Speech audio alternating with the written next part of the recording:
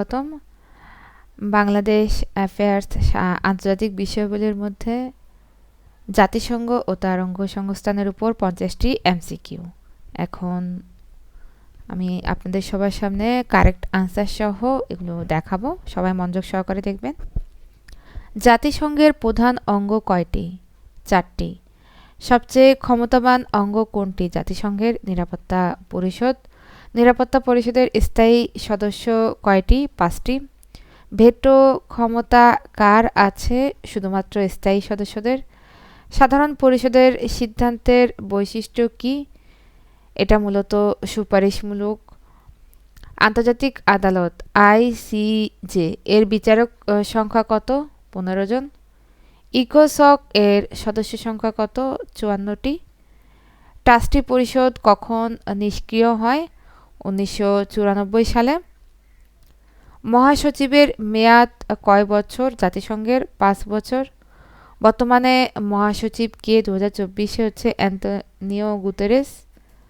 ICJ এর অবস্থান কোথায়? এর অবস্থান হচ্ছে দ্য হেগ এম। জাতিসংঘের বাজেট কে অনুমোদন করে? সাধারণ পরিষদ। সাধারণ পরিষদ প্রথম বৈঠক কবে? 10 জানুয়ারি 1946 সালে। বাংলাদেশ জাতিসংঘের সদস্য হয় কবে? 1974 সালে। নিরাপত্তা পরিষদের অস্থায়ী সদস্যের মেয়াদ কত বছর? 3 বছর। ইউনাইটিং ফর পিস রেজুলেশনে কোন অঙ্গ পাশ করে? এটা সাধারণ পরিষদের অঙ্গ পাশ করে। কোন অঙ্গ নতুন সদস্য ভর্তির সুপারিশ করে? জাতিসংঘের নিরাপত্তা পরিষদ যে কোনো নতুন সদস্য রাষ্ট্র আসলে তার জন্য সুপারিশ করে নিরাপত্তা পরিষদ। আইসিজে এর বিচারকের মেয়াদ কত বছর? এর বিচারকের মেয়াদ হচ্ছে 9 বছর। জাতিসংঘের মুখপাত্র বলা হয় কাকে? মহাসচিবকে।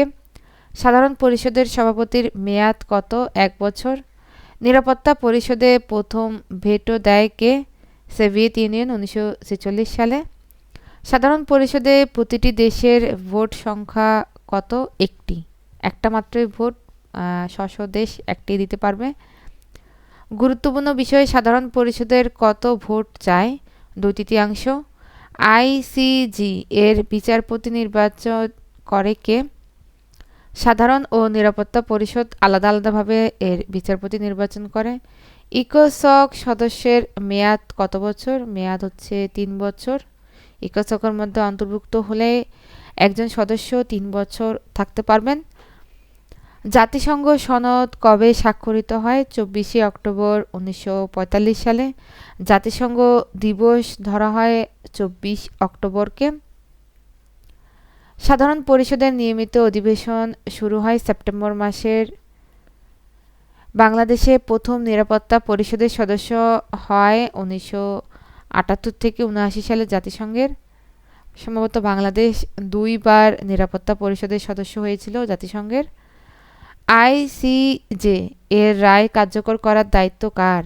নিরাপত্তা পরিষদের। ইকোসক এর অধীনস্থ সংস্থা প্রায় কতটি? 70টিরও বেশি। কোন অঙ্গের সিদ্ধান্ত আইনত বাধ্যতামূলক? নিরাপত্তা পরিষদের 8ম অধ্যায় অনুযায়ী এই নিরাপত্তা পরিষদের সিদ্ধান্ত বাধ্যতামূলক। শান্তিরক্ষা কার্যক্রমের বাহিনী কোন রঙের হেলমেট ব্যবহার করে? নীল। জাতিসংঘের অফিসিয়াল ভাষা কয়টি? 6টি। নিরাপত্তা পরিষদের অধ্যায় 6 কি সম্পর্কিত? শান্তিপূর্ণ বিরোধ নিষ্পত্তি। অধ্যায় 7 কি সম্বন্ধিত? অধ্যায় 7 হচ্ছে জবরদস্তিমূলক ব্যবস্থা। জাতিসংঘ সনদের 51 নং ধারা কিসের সাথে সম্পর্কিত? স্ব অধিকার রক্ষার সাথে সম্পর্কিত। সাধারণ পরিষদের 6ষ্ঠ কমিটি কি নিয়ে কাজ করে? আন্তর্জাতিক আইন। G4 দেশ কোনগুলো? G4 হচ্ছে ব্রাজিল, জার্মানি, ভারত এবং জাপান। ইউনাইটিং ফর কনসেনসাস গ্রুপের নেতৃত্ব কে? এটার নেতৃত্ব হচ্ছে ইটালি।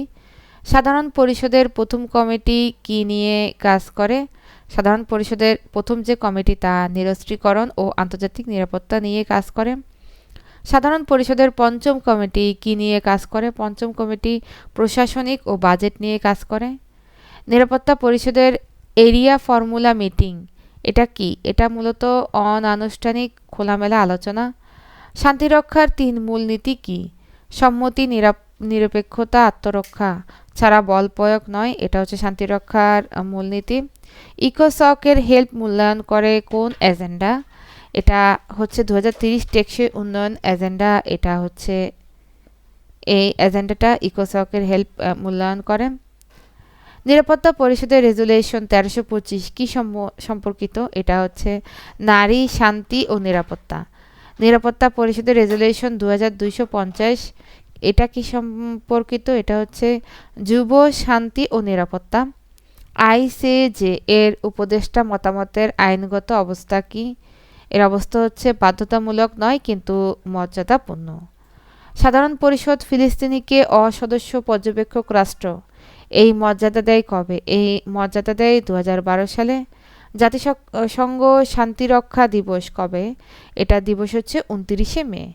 এতক্ষণ আমরা জাতিসংঘের উপরে 50টা গুরুত্বপূর্ণ এমসিকিউ দেখলাম, যা বিসিএস সহ অন্যান্য সরকারি জবের এক্সামের জন্য খুবই গুরুত্বপূর্ণ। আশা করি বন্ধুরা তোমরা সবাই ভালো লাগলে আমার চ্যানেলটিকে সাবস্ক্রাইব করবে, পাশে থাকবে। এই পর্যন্ত সবাই পাশে থেকো। ধন্যবাদ।